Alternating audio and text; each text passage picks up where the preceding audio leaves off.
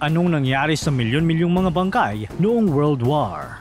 Mag-time travel tayo pabalik noong panahon ng World War II. Kung bibisitahin natin ang Maynila, mapapansin natin ang lungsod na halos gumuho dahil sa walang tigil na pambobomba at labanan. At ang pinaka-nakakapanlumo, nagkalat ang mga bangkay sa daan, ang mga sundalong dayuhan at mga Pilipino na nakipaglaban sa digmaan. Mahirap makita ito, mapupuno ka ng awa at lungkot. Kahit saang sulok, may bangkay. Kahit saang sulok, may tanda ng buhay na nagsakripisyo at buhay na naging biktima ng labanan. Sa kabilang dako ng lungsod, isang grupo ng mga sundalong Amerikano ang nagtitipon sa isang plaza. Isa sa kanila ang nagsabing kailangan ng asikasuhin ang mga bangkay dahil sa masangsang na amoy nito. Ganito ang eksena sa maraming lugar sa buong mundo noong mga huling araw ng World War II. Kaya ang tanong ngayon, ano nga ba ang nangyari sa milyon-milyong bangkay ng mga nasawi? Paano sila nailibing? O naihatid kaya sila sa kanilang huling hantungan? Tara, pag-usapan natin. Noong World War I, tinatayang humigit kumulang 16 hanggang 20 milyong tao ang namatay. Kabilang ang 9 hanggang 10 milyong mga sundalo at 7 hanggang 10 milyong sibilyan. Karamihan sa mga sundalong namatay ay dahil sa mga sugat sa labanan, sakit at kakulangan ng tamang atensyong medikal.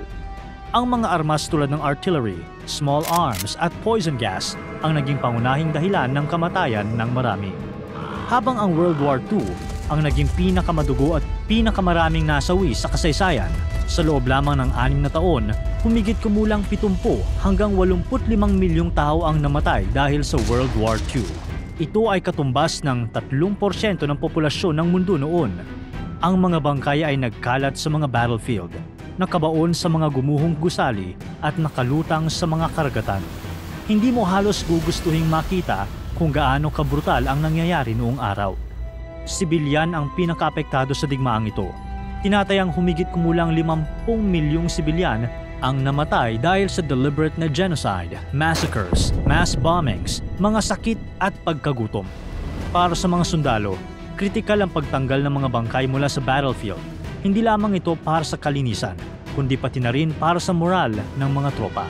Ang nakakakita ng maraming bangkay ay maaari magdulot ng matinding epekto sa psychological state ng mga sundalo.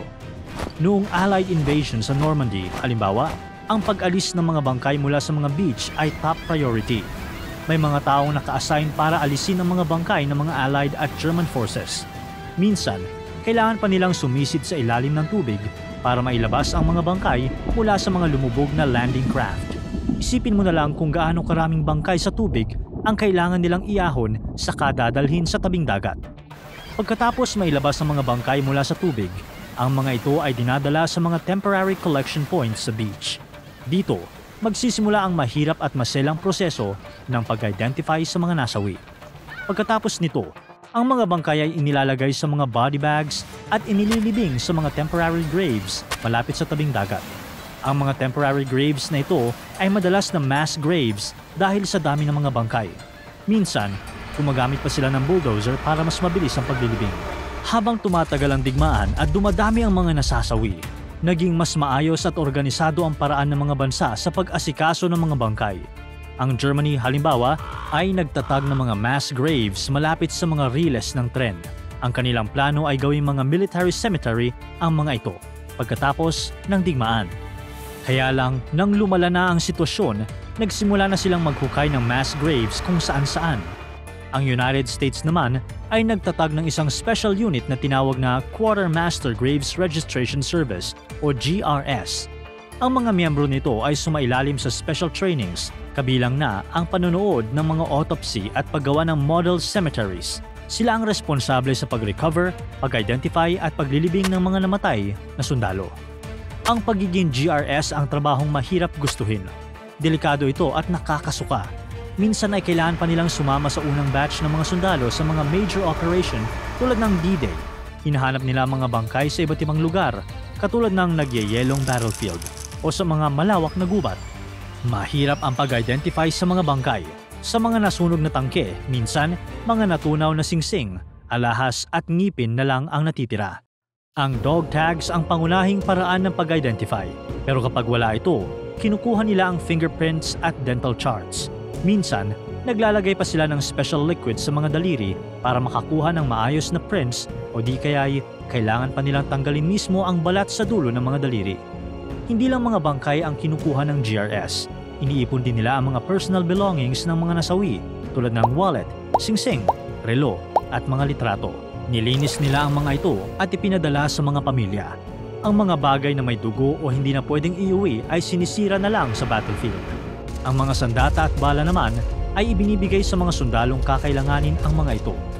Pagkatapos ng digmaan, hindi pa tapos ang trabaho ng GRS. Patuloy silang maghahanap ng mga nawawalang bangkay sa buong Europe at sa mga isla sa Pacific. Tinatayang 1.5 na milyong square miles ang kanilang sinusuyod, pabigyan lang ng maayos na libing ang mga namatay sa digmaan.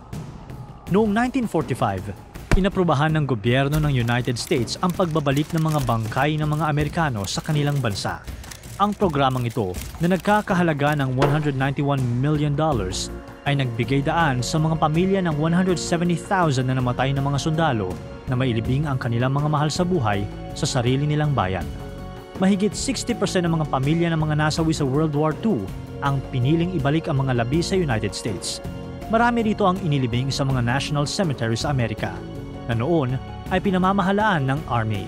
Para sa mga pamilyang hindi piniling ibalik ang kanilang mga mahal sa buhay, ang mga labi ay muling inilibing sa mga permanenteng American Military Cemetery sa ibang bansa. Kung nagtataka kayo kung nasaan ang maraming mga bangkay, ito ay syempre naiwan sa mga mass graves. Maraming mass graves mula sa World War II ang patuloy na hinahanap hanggang ngayon. Kapag natagpuan ang mga ito, ang mga bangkay ay inililibing muli sa mas maayos na lugar.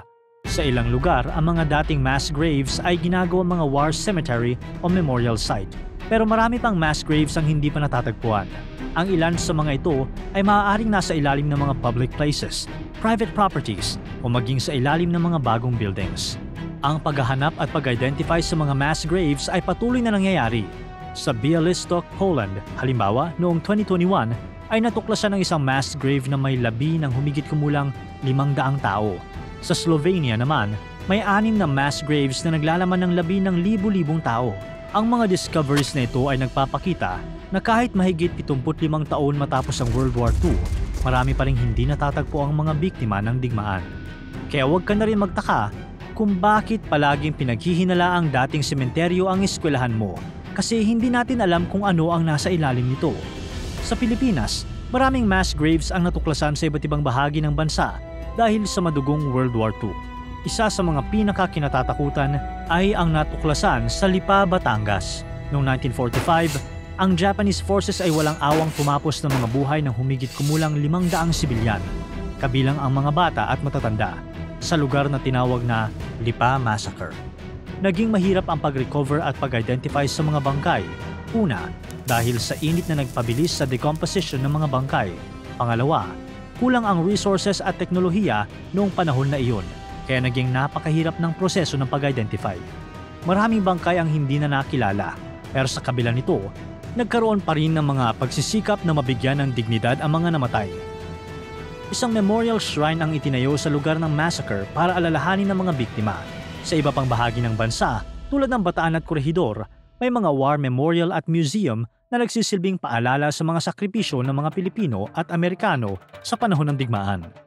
Sa Manila American Cemetery, na pinakamalaking American battle monument sa Pacific, nakalagay ang mga pangalan ng humigit kumulang 36,000 soldiers, mga missing in action soldiers, habang 17,000 ang nakalibing doon. Kaya patuloy ang mga pagsisikap na hanapin at kilalanin ang mga natitirang bangkay para mas maalala sila ng may dangal. Sa Japan, ang pag-recover ng mga bangkay ay naging komplikado dahil sa kanilang cultural beliefs. Ang cremation ang tradisyonal na paraan ng paglilibing sa Japan. Pero dahil sa dami ng mga namatay at kakulangan ng resources, maraming bangkay ang inilibing na lang sa mass graves. Kaya ang mga Japanese nakaramdam ng guilt at shame dahil dito. Ang pag-aalala sa mga namatay sa digmaan ay naging mahalagang bahagi ng post-war healing process para sa maraming bansa. Ang mga war memorial, museum, at taunang commemoration ay nagsisilbing paalala sa mga sakripisyo ng nakaraan at babala laban sa mga panganib ng digmaan. Kaya sa ngayon, hindi lahat ng nasawi sa mga digmaan ay may maayos at disenteng libingan. Marami ang inilibing sa mga sementeryo ng sundalo. libingan ng mga bayani at natuklasang mass graves. Sa record, humigit kumulang 2.3 milyong bangkay ang nailibing sa mga opisyal na libingan ng mga sundalo at sementeryo mula sa iba't ibang bansa. Kaya lang, isipin mo na lang, nasa 81,500 pa na mga bangkay ng mga Amerikano ang nawawala, kasama na ang milyon-milyon pang mula sa ibang mga bansa. Ganito kasakit ang resulta ng digmaan, bagay na mahirap balikan at masaksihan ng personal. Hindi mabilang na buhay ng sundalo at sibilyan ang nawala, at kahit sa kanilang pagpanaw, hindi pa rin nabigyan ng hustisya ang marami. Ang ganitong realidad ay nagpapaalala sa atin ng isang malinaw na mensahe: walang nananalo sa digmaan. Para tuloy-tuloy ang saya at kwentuhan, huwag kalimutan mag-subscribe sa Bubbly YouTube channel at pindutin ang notification bell.